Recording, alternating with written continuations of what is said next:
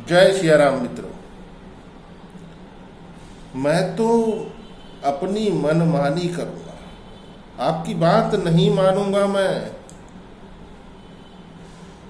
मैं उसी रास्ते पर जाऊंगा जिस रास्ते पर आगे एक बड़ा गड्ढा है,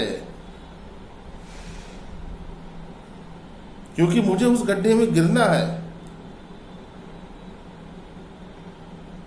ना मम्मी की बात मानूंगा, ना पापा की बात मानूंगा, ना बड़े भैया की बात मानूंगा, ना अपने टीचर की बात बिल्कुल भी नहीं मानूंगा। और टीचर से तो मेरी दिशा अपोजिट है। टीचर उत्तर की तरफ को कहता चलने को, तो मैं दक्षिण की तरफ को जाऊंगा और ऐसे ही मनमानी करता रहूंगा।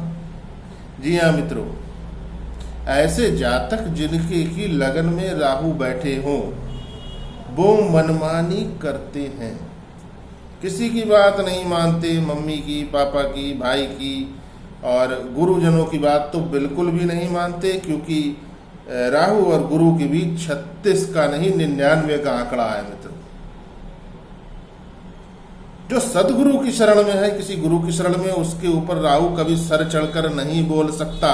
लेकिन राहु की विशेषता यही होती है कि वो जब उसका कालखंड किसी व्यक्ति के ऊपर आता है, जिसको कि राहु की महादशा बोलते हैं, 18 वर्ष की होती है दोस्तों, तो उस समय उसका ऐसा प्रभाव होता है कि व्यक्ति उन सारे लोगों से कटने लगता है जहां से कि उसको सही राह मिलने की पूरी उम्मीद होती है, और सही राह जहां से उसको बतलाई जाती है वो उनसे दूर होता जाता है और ऐसे लोगों का संग पकड़ता जाता है जो कि उसको ले जा करके किसी गहरे गड्ढे में गिरा दे। ऐसे व्यक्ति को कितनी भी अच्छी उसकी बात बतलाई जाए, लेकिन वो उसको नहीं मानता। पुरानी कहावत है मित्रों, गधे को देव नून, गधा कहे मेरी आंखें फोड़ी। जी हाँ मित्रों, अर्थात ऐसे व्यक्ति को कितना भी अच्छी बात बताई जाए, उसके भविष्य की, उसके लिए अच्छी बात बताई जाए, तो वो उस बात को नहीं मानता, क्योंकि उसके राहु उसके लग्न में बैठे हैं। अब ये स्थिति बहुत खतरनाक बनती है मित्रों, जब उस पर राहु देव की महादशा का पीरियड प्रारंभ होता है। जी हाँ मित्रों, 18 वर्ष की होती है ये दोस्तों, और इस पीरियड के अंदर वो व्यक्ति जरूर कुछ ना कुछ ऐसे बड़े कांड कर देगा कि जिसका पश्चाताप उसे फिर जीवन भर रहेगा और उसकी परिपूर्ति वो कभी नहीं कर पाएगा। अब लग्न में राहु के साथ यदि सप्तम भाव में सूर्य बैठे हों ठीक सामने, तो ऐसे जातक के सूर्य को फिर ग्रहण लगा हुआ माना जाता है। जीवन भर के लिए सूर्य ग्रहण इसको बोला जाता है।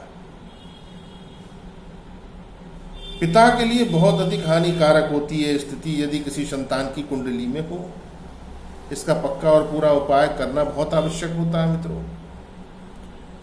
अब इसके साथ यदि उस व्यक्ति के शुक्र अष्टम में आकर के बैठे हों, अष्टम भाव में बैठे हों, विशेषतया मेष लगन, वृश्चिक लगन, कन्या लगन, मिथुन लगन, धनु लगन के जातक के लिए बहुत खराब फल प्राप्त होता है। अष्टम में बैठे शुक्र जली हुई मिट्टी के समान फल देते हैं। और दूसरी बात मित्रों ये कि अष्टम में बैठे हुए जो शुक्र देव हैं, उनका लगन में बैठे हुए राहु देव के साथ षडाष्टक योग बन जाता है। तो वो लगन में बैठा राहु, प्रथम भाव में बैठा राहु, सप्तम भाव में बैठे सूर्य को भी ग्रहण लगा रहा है और आपके शुक्र को भी पूरी तरह से खराबी दे रहा है। तो यह जिस जातक की कुंडली में इस तरह का समीकरण हो, उनके लिए यहाँ आज आपको कुछ उपाय बतलाते हैं। वे इस उपाय को पकड़कर कीजिए और जो भी दुष्प्रभाव यहाँ पर को राहु जनित आ रहे हैं, उनका शमन निश्चित ही हो जाएगा मित्रों। प्रिय मित्रों, सप्तम भाव में जो सूर्य खराबी पर है, ऐसे जातक को अपने पिता को दूध और दूध से बनी जो चीजें हैं, जैसे बर्फी, कलाकंद, पेड़ा ये उनको प्रतिदिन थोड़ा थोड़ा अवश्य खिलाना चाहिए। अब यदि अगर शुगर की परेशानी है पिताजी को, तब क्या करें? तब आप उनको फीका दूध थोड़ा सा केसर डाल करके आप दे सकते हो। इस एक क्रिया मात्र से आपके सूर्य बलवान होते जाएंगे और बृहस्पति का असर उनके अंदर शामिल होगा, और उस बृहस्पति के असर से आपके राहु का, लगन में बैठे राहु का दुष्प्रभाव जो सूर्य पर आ रहा है वो धीरे धीरे समाप्त होने लगेगा। और ऐसा होते ही आपकी बुद्धि और विवेक जागृत होंगे और ऐसे विचार आपके मस्तिष्क में आना प्रारंभ होंगे जिनसे कि आप अपने जीवन को एक अच्छी गति दे पाएंगे, सही रास्ते पर चल पाएंगे। पहला उपाय तो आपको ये करना है। दूसरा उपाय मित्रों क्या करना है? दूसरे उपाय के तौर पर आपको आपके शरीर का वजन करवाना है। 80 किलो होता है, मान लीजिए 70 किलो होता है, तो उसका जो 10वां हिस्सा है 7 किलो या 8 किलो जितना भी आपका वजन हो, उसका 10वां हिस्सा जो भी बनता हो, उतना अनाज आप मंदिर में प्रति रविवार को दे आइए। कुछ भी दे सकते हैं अनाज के रूप में, आप गेहूं दे सकते हैं, जौ दे सकते हैं, और चावल भी दे सकते हैं, कोई भी चीज आप दे सकते हैं। मसूर की दाल दे सकते हैं, खांड दे सकते हैं, खांड, देसी खांड आती है, कोई भी एक चीज आप मंदिर में रविवार को दे सकते हैं, 10वां हिस्सा। और ये क्रिया आपको 10 रविवार करना होगी। अष्टम के शुक्र के लिए मैं आपको यहाँ उपाय दे देता हूँ। इस उपाय को करने मात्र से आपका शुक्र एकदम बढ़िया हो जाएगा, बहुत बढ़िया फल आपको देने लगेगा, और धन संबंधी परेशानियां आपकी दूर होंगी। अपनी कुंडली उठा करके देखिएगा कि कुंडली में आपके इस तरह के योग तो नहीं बने हुए हैं जिस वजह से आप अभी किसी भी अवस्था में हो अपने उम्र के, लेकिन बहुत अधिक परेशानियों में घिरे हों। इन पक्के उपायों को करना ही होता है व्यक्ति को, तभी वो इनसे निजात पाता है।